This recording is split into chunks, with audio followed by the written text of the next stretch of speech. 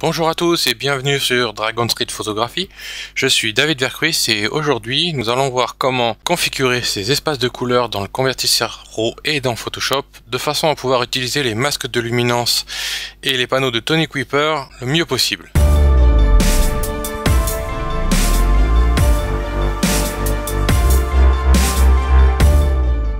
Alors tout d'abord, il convient de comprendre pourquoi il faut bien configurer ces couleurs. Il existe trois espaces de couleurs les plus souvent utilisés: Profoto RGB, Adobe RGB et sRGB. Alors pourquoi y a-t-il différents espaces de couleurs?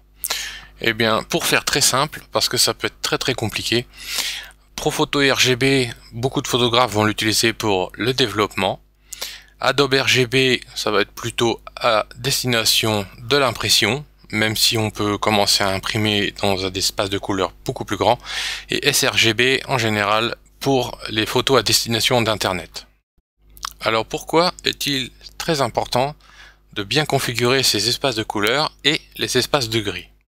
Pour les masques de luminance, eh bien c'est très important de comprendre ceci.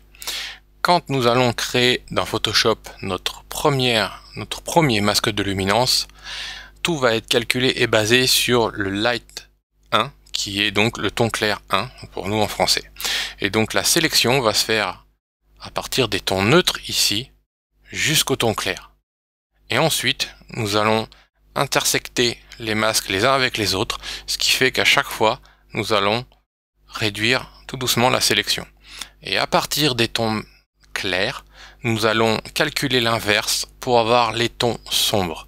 Ce qui veut dire que si dans les espaces de couleurs et dans les espaces de gris sont mal configurés, nous allons commencer à avoir les tons clairs 1 ou les light 1 qui vont être complètement décalés.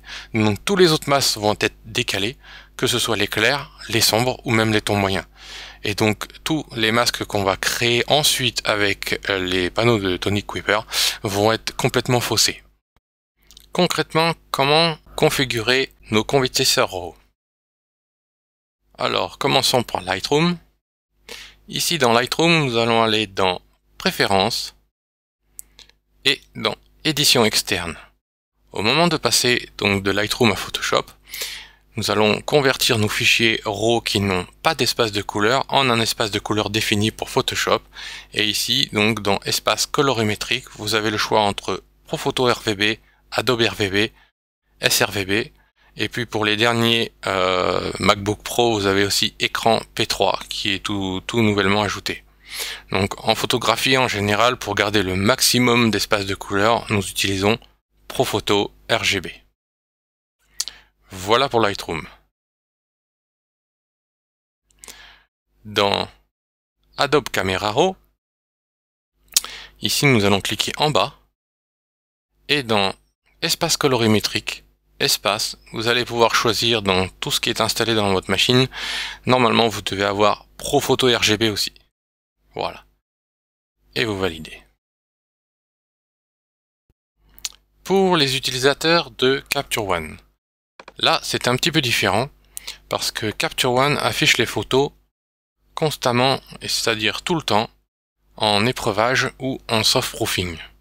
Donc ça veut dire que dans Affichage, Profil d'épreuve, vous pouvez soit choisir d'afficher vos photos, toutes les photos de Capture One donc en Profoto, ou alors de choisir Paramètres de traitement sélectionnés.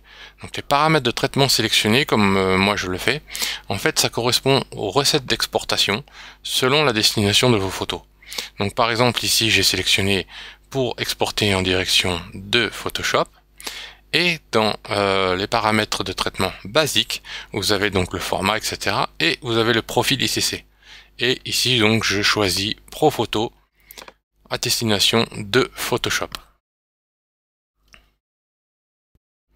Voyons donc maintenant comment configurer Photoshop pour que l'espace de couleur RGB corresponde bien au bon espace de gris pour réaliser les masques de luminance. Donc dans Photoshop, dans le menu Édition, je vais dans Couleurs et nous arriverons donc ici dans la configuration des couleurs. Donc ce qui est très important dans Photoshop, si vous voulez le plus grand espace de couleurs, c'est d'utiliser Profoto RGB dans le menu.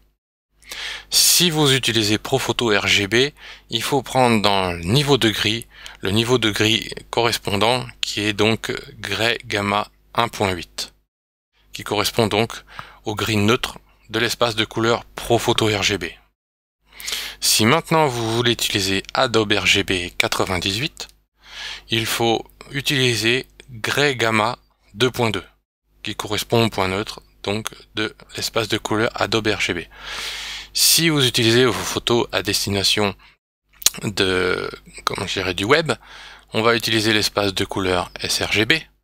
Et si vous utilisez l'espace de couleur RGB, il faudra utiliser l'espace gris sGray. Et de cette manière, vous aurez donc, comme j'ai montré tout à l'heure, des masques de luminance qui vont être correctement sélectionnés et calculés et non pas complètement dérivés par rapport au point neutre.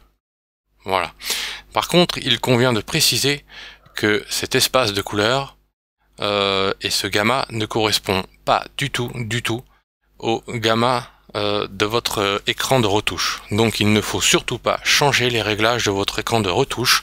Ça n'a rien à voir avec le gamma, les espaces gris de Photoshop. Voilà, vous savez maintenant comment configurer vos espaces de couleur et vos espaces de gris pour bien utiliser les masques de luminance de Photoshop. Je vous souhaite un bon développement et à bientôt pour de prochaines vidéos sur Dragon Street Photography.